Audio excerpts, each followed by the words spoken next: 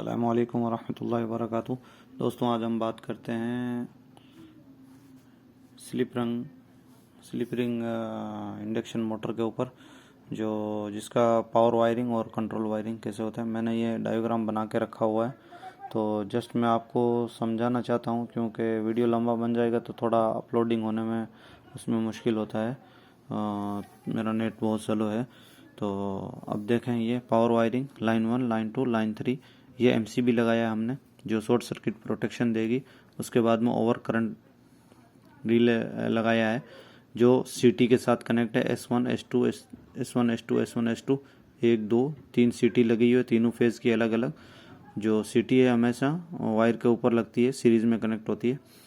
तो जैसे ही उसकी प्राइमरी से वायर गुजरता है और सेकेंडरी वायरिंग इधर ये OCR में आता है। ये OCR क्या करता है, ये सीटी से सेंस करता है करंट को। जब भी हमारा करंट बढ़ता है मोटर पे, तो मोटर हमारी ज़्यादा करंट लेने से जल ना जाए, इसके लिए ये ट्रिप करवा देता है। OCR का यही काम होता है। तो अब ये देखें, आगे हमारा कॉन्टेक्टर 1 आ गया, जो ये हमारा मेन कॉन्टेक्टर है, ठीक है। और ये हमारी मोटर आ गई, ठीक है। ये मोटर का हमारा टर्मिनल आ गया, U1 V1 W1 सीधा इस कॉन्टेक्टर से ऑन होएगा। जैसे ये कॉन्टेक्टर ऐसे ऑन होएगा, इधर से पावर, जैसे ही कॉन्टेक्टर ऑन होएगा तो पावर इधर से गुजरेगा। और U1 V1 W2 U2 और V2 जो ये है, इसको हम क्या करते हैं, स्टार में जब कनेक्ट करते हैं तो हम लोग क्या करते हैं, इधर से एक पत्ती लगा देते हैं मोटर को। तो सिंपल ये एक ड्यूअल स्टार्टर हो जाता है। लेकिन ये जब मोटर हाई टॉर्क स्टार्टिंग में उसको लेना होता है, तो हम सीधा ड्यूअल स्टार्टर में नहीं चला सकते, इसलिए हम क्या करते हैं, इसमें रेजिस्टेंस ऐड करते हैं। तो अब रेजिस्टेंस ऐड करने के लिए हमें क्या चाहिए, ये कॉन्टेक्टर चाहिए, जो कि स्टार करके हमने लगाया हुआ है। अभी ये ओपन है सब, ठीक है। अभी ये सब ओपन है, कॉन्टेक्टर 2, कॉन्टेक्टर 3, कॉन्टेक्टर 4, ये सब ओपन है। हमारा पावर यहाँ से इसमें आया, ये मोटर में आया। तो मोटर में जैसे आया तो ये रेजिस्टेंस के थ्रू गया, ठीक है। ये सब में रेजिस्टेंस के थ्रू इधर से आया, इधर से रेजिस्टेंस के थ्रू आया। और यहाँ पे हमने क्या कर दिया, मोटर को जो हम लोग मोटर को स्टार पॉइंट करते हैं, वो स्टार पॉइंट हमने अभी इधर किया हुआ है। तो जब ये रेजिस्टेंस बढ़ता है तो करंट घट जाता है। तो हमारा शुरुआती इनरस करंट से हमारी मोटर को प्रोटेक्शन मिल जाती है। और शुरुआती इनरस करंट कम करने के वजह से हमारा टॉर्क भी हाई हो जाता है। टॉर्क मतलब एक ताकत, मोटर जो ताकत से शुरू में कोई भी चीज़ स्लोली स्टार्ट होती है। हमारी कोई गाड़ी वगैरह भी देखते हैं, हम भारी गियर में स्टार्ट करते हैं, सेम वही कंडीशन है। तो ये भारी गियर ही मान लो आप, क्योंकि ये जब रेजिस्टेंस बढ़ गया तो वो भारी गियर के हिसाब से, वो मतलब करंट जब कम लेगी तो टॉर्क ताकत ज़्यादा हो जाएगी, और वो स्लोली घूम के अपनी स्पीड बनाने की कोशिश करेगी। तो जैसे ही स्लोली क्योंकि उस पर लोड रहेगा, ऑन होने की तो हम लोग क्या करेगा, ये कॉन्टेक्टर 2 ऑन कर देगा। जैसे ही कॉन्टेक्टर 2 ऑन कर देगा तो हमारा इधर से सर्किट बन जाएगा, क्लोज हो जाएगा, हमारा शॉर्ट सर्किट हो जाएगा इधर से। तो जब हमारा इधर से स्टार बन जाएगा तो ये 3 रेजिस्टेंस निकल जाएगा, क्योंकि हमारा करंट जिधर रेजिस्टेंस होता है उधर नहीं जाता है, जिधर उसको खाली रास्ता मिलता है उधर से ही भागता है। तो ये वायर इधर से ये है, तो यहाँ से ये निकल जाएगा। अब ये थोड़ी और स्पीड पकड़ ली तो हम क्या करेंगे, कुछ सेकंड के बाद ये कॉन्टेक्टर 3 ऑन करवा देंगे, तो ये अलग हो जाएंगे। फिर थोड़ी देर सेकंड के बाद में फिर 4 को ऑन करवा देंगे, तो ये सारा रेजिस्टेंस वापस अलग हो जाएगा। सेम ड्यूअल स्टार्टर की तरह हमारी फुल स्पीड में मोटर वर्क करने लगेगी। अब आ जाएं इधर कंट्रोल वायरिंग में। कंट्रोल वायरिंग में हमने क्या किया, एक वायर लाइन 3 से उठाओ, 2 से उठाओ, 1 से उठाओ, किधर से भी उठा लो। हमने एक लाइन से इधर से उठा लिया, ये एमसीबी लगा दिया, और इधर ये पूरा वायर है। और नीचे से हमने सारे, ये देखें, ऑफ डिले टाइमर है, ये ऑन डिले टाइमर है, और ये ऑन डिले टाइमर है, ऑन डिले टाइमर है। ये कॉन्टेक्टर 4 है, कॉन्टेक्टर 3, कॉन्टेक्टर 2, कॉन्टेक्टर 1, ये सब लगे हुए हैं। तो इस प्रकार से ये है। अभी देखें, मैं बताऊँ आपको, सेम ये कॉन्टेक्टर 2, 3, 4 लगे हुए हैं ना, तो सेम यही contactor 1, contactor 1, contactor 2, contactor 2, contactor 3, contactor 3, contactor 4, contactor 4, ये टाइमर लगा हुआ है। जो टाइमर 1 है कॉन्टेक्टर 1 के लिए, टाइमर 2 है कॉन्टेक्टर 2 के लिए, टाइमर 3 है कॉन्टेक्टर 3 के लिए, टाइमर 4 है टाइमर कॉन्टेक्टर 4 के लिए है।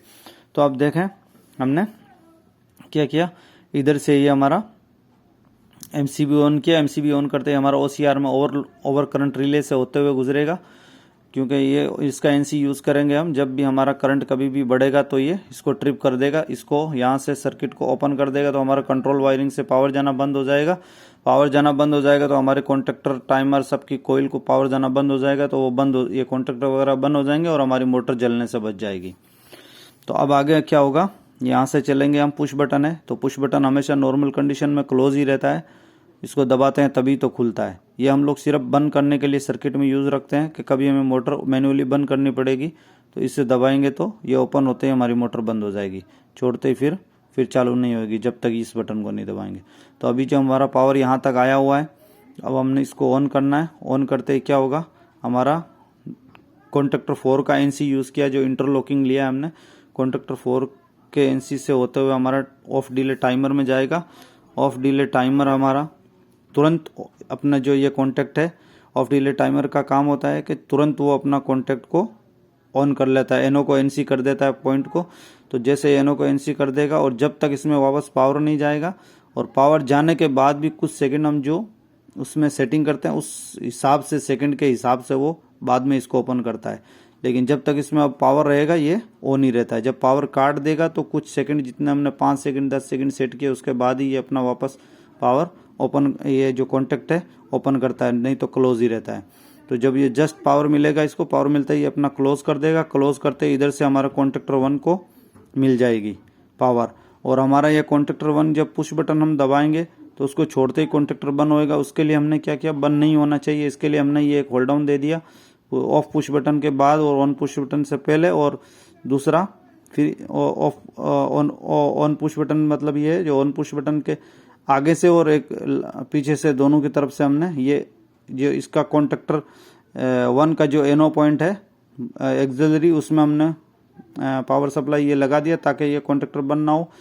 लेकिन जब हमारा टाइमर बंद होगा अभी, तो इस स्थिति में क्या होगा, ये बंद ना हो, क्योंकि टाइमर बंद होने के बाद में अगर यही रास्ता रहेगा तो ये बंद हो जाएगा। इसलिए हमने एक होल्ड डाउन और देना होता है, जो कि K4 के जो एनसी है उससे पहले, और push button, on push button के बाद में जस्ट दे के हमारा K4 का एनो में लगा के फिर इधर सीधा लगाना, बाईपास करना पड़ता है, ताकि जब हमारा टाइमर ऑफ हो जाए तब ये कॉन्टेक्टर K1 ऑफ नहीं होना चाहिए। ये जब ऑन हो गया तो जब तक हम इसको ऑफ नहीं करेंगे वापस उस पुश बटन से, तब तक ये K1 ऑन ऑफ नहीं होएगा। बाकी K4 जब एक बार ऑन हो जाएगा वो भी ऑफ नहीं होएगा, और K1 जब शुरू में ऑन हो गया तो ये जब तक हम ऑफ पुश बटन को नहीं दबाएंगे बंद नहीं होगा।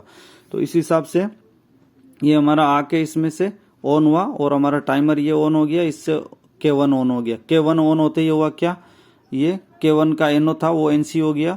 तो इससे हमारा क्या हुआ, K4 के एनसी से होते हुए ऑन डिले टाइमर ये लगा हुआ है, टाइमर 2 ऑन हो गया। इसके टाइमर 2 के एनो से हमारा कॉन्टेक्टर 2 ऑन हो गया। जब कॉन्टेक्टर 2 ऑन हो गया तो कॉन्टेक्टर 2 ऑन के साथ ही देखें ये रेजिस्टेंस निकल गए बाहर। इसी हिसाब से फिर कॉन्टेक्टर 2 ऑन हो गया। कॉन्टेक्टर 2 ऑन होते ही हमारा कॉन्टेक्टर 2 का ये एनो है जो एनसी हो गया। इससे फिर हमारा टाइमर 3 ऑन हो गया। टाइमर 3 ऑन होते ही हमारा टाइमर 3 का कुछ सेकंड के बाद, ये ऑन डिले टाइमर है तो ये कुछ सेकंड के बाद ये एनो हुआ, एनो जो एनसी हुआ, एनसी होते ही ये कॉन्टेक्टर 3 ऑन हो गया। कॉन्टेक्टर 3 ऑन होते ही कॉन्टेक्टर 3 का ये एनसी जो पॉइंट है, एनो पॉइंट है, वो एनसी हो गया। तो कॉन्टेक्टर 3 से होते हुए टाइमर 4 ऑन हो गया, और टाइमर 4 के फिर एनो कॉन्टेक्ट कुछ सेकंड के बाद एनसी हुआ। तो इससे हमारा ये कॉन्टेक्टर 2 के एनो से होते हुए कॉन्टेक्टर 3 के एनो से होते हुए, क्योंकि जब ये ऑन है तब तक ये एनसी है एनो, और जैसे ये इधर से ऑन हुआ ये इधर से गया K4 में और K4 ऑन हो गया। अब K4 ऑन होते ही क्या हुआ, हमारा तो इधर होल्ड डाउन दिया हुआ है K4 से, इसको ये जो इंटरलॉकिंग किया हुआ है K4 का, कॉन्टेक्टर 4 का, और इधर भी कॉन्टेक्टर 4 का इंटरलॉकिंग दिया हुआ है। तो जैसे ही K4 ऑन हुआ तो उसका एनो है वो एनसी हो गया, और जो एनसी है वो एनो हो गया। तो इधर से का हमारा सिस्टम सारा बंद हो गया, इधर का भी बंद हो गया। लेकिन ये कॉन्टेक्टर 1 तो हमारा, क्योंकि इससे पहले से हमारा होल्ड डाउन दिया हुआ है, तो ये ऑन ही रहेगा, और ये हमारा कॉन्टेक्टर 4 भी ऑन ही रहेगा, क्योंकि ये भले ही ओपन हो जाएंगे, जब ये बंद हो जाएंगे तो ये इनके एनो है, जो एनसी थे पहले वो फिर एनो हो जाएंगे। अब इधर से इसको क्या होगा, ये कॉन्टेक्टर 1 के एनो से होते हुए कॉन्टेक्टर 4 के होल्ड डाउन मिला हुआ है, ये देखें इधर से। तो इस प्रकार से ये वर्किंग करता है। तो फिर ये 4 और के ऑन हो जाएगा और हमारी मोटर फुल स्पीड में चलेगी। मतलब ये 4 ऑन हो जाएगा तो ये इतना पूरा निकल जाएगा, इससे ये ऑन हो जाएगा। अब जब भी हम इसको ऑफ पुश बटन को दबाएंगे तभी बंद होएगा, और फिर चालू करेंगे वापस इसको ऑन पुश बटन को दबाएंगे तो सेम यही प्रक्रिया चलेगी। तो आई होप आपको ये समझ में आया होगा वीडियो। तो प्लीज़ मेरे चैनल को सब्सक्राइब करें, मेरे वीडियो को लाइक करें और शेयर करें। तो इससे मेरा थोड़ा हौसला अफजाई होगा और मैं और वीडियो बनाने की कोशिश करूँगा। ओके, अल्लाह हाफिज़, बाय बाय, सलाम वालेकुम।